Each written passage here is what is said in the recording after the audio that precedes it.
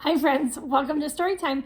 Today's Thursday, it's the last day of April, and we are going to read a nonfiction story. It's called Kate and Pippin. And remember, nonfiction means it's true. So these are two real animals, and they became like best friends. And what's so funny about that is one of them is a dog, and one of them is a deer. So let's take a look at Kate and Pippin, an unlikely love story. So all the pictures that you're going to see, in the book were taken by the author's friend, and they're really real pictures of Kate and Pippin. The fawn lay still and quiet. She was alone and afraid as she waited for her mother to come back. Every little deer needs its mother to protect it from the many dangers of the forest. But her mother did not return, and 3 long days passed. Finally, as the hungry fawn cried, friendly hands lifted her up. They gently carried her away from the field where she had been hiding and brought her to a nearby house. Kate, a Great Dane, was asleep on her comfy round bed when she felt a small, warm presence. She was surprised to see a fawn lying beside her. Kate gave the young deer a nuzzle and a lick. Oh my goodness, this is so cute. The fawn was certain she had found a new mother.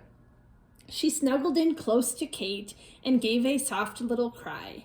Kate had never had puppies of her own, but she was a gentle dog, and being a mom to the little deer came naturally. Watching them together, Kate's owner, Isabel, realized the fawn might be staying with them for a while and would need a name.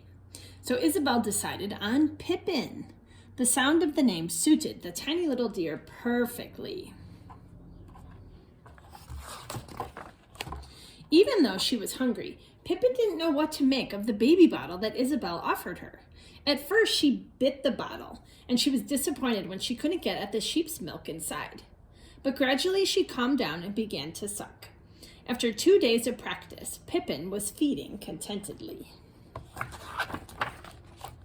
As Pippin grew, her bond with Kate also grew. She followed the big black dog everywhere, just as a puppy would follow its mother. After a week indoors, gaining strength and confidence, Pippin took her first steps outside. She made her way to the short set of stairs that led to the garden. The stairs were a challenge for the fawn, but she eventually stepped down onto the grass.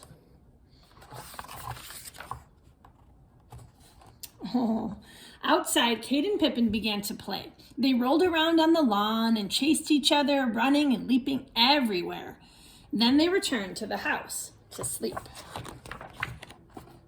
One evening, though, the fawn didn't return to the house.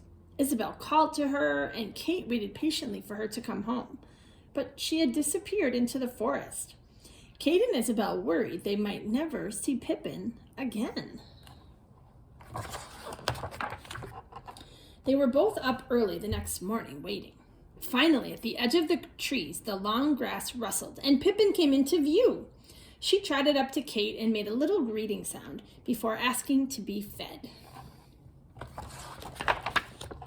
From then on, Pippin slept in the forest each night, but came back almost every morning. She loved to run around the farm, playing with her mom and enjoying snacks from Isabel, like bananas and bread. Pippin grew up quickly. Oh my goodness, look how much bigger she is here. But she was still Kate's little pup. She made other animal friends too, including Henry the cat, who had lived with Kate for many years. Henry did not want a bath every time she visited, but he let Pippin clean him with her long pink tongue. Pippin gradually became an independent deer. She no longer needed to be bottle fed, and she foraged on plants and grasses in the forest. But even when she was fully grown, Pippin always came back to the farm to play with Kate. Aww. Sometimes Pippin still invites herself into the house for a visit. Pippin is a wild animal, and the forest is her home. but she and Kate remained the best of friends. And there she is, all grown up. So that is Kate and Pippin. Oh, look at that cute picture with their necks together. Oh my goodness, so adorable. So friends, I love that story because it's such a sweet story and it's true. And I'm going to put a link on the page for you to go see more pictures of Kate and Pippin if you want. And this book is about a wild animal, Pippin, that makes friends with a dog. I'm wondering if you've ever seen a wild animal near your house. We have a little red fox. I live near a park, and sometimes I see a little red fox scampering along the park. So maybe let me know in the comments if you've ever seen a wild animal by your house. All right, bye friends. I'll see you tomorrow.